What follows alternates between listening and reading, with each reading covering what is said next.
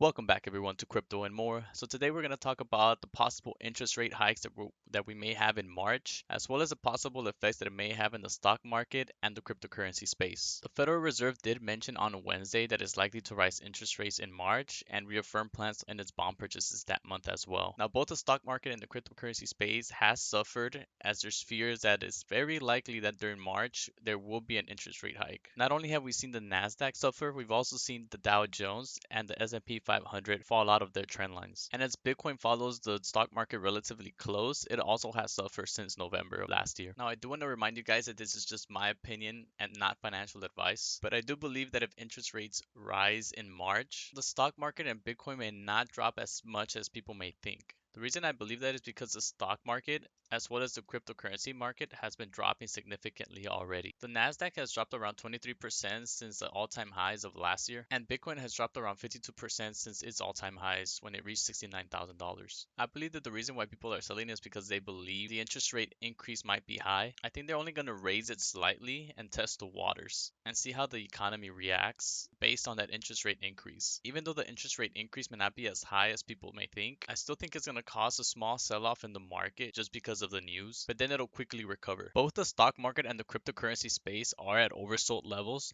so I do believe that in the very short term we might see a small bounce in both markets, but I do believe that there's going to be a lot of volatility in the month of February, especially towards the end of the month, as we start getting closer to the Fed news in March. Now, if you guys have seen my previous video, you guys would see that I mentioned this falling wedge quite a bit of times with Bitcoin and a few other cryptocurrencies. And because of the timeline between this and the Fed announcement in March, there is one possible theory and opinion based on the charts where I do believe that Bitcoin will break out of this falling wedge right towards the last half of February. And after the Fed announcement, we might see Bitcoin come down and either retest the current lows or the previous lows it reached before around the $29,000 range. After the news subsides, I do believe Bitcoin will bounce off one of these support levels and start getting a lot higher and probably meet the previous all-time high at between May and July. That's of course assuming that throughout the month of February, Bitcoin doesn't go parabolic. But I am interested in your opinion on what may happen in the next couple of months,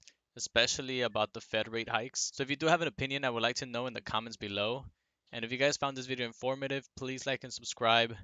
Thank you guys for watching. I'll see you next time. Peace.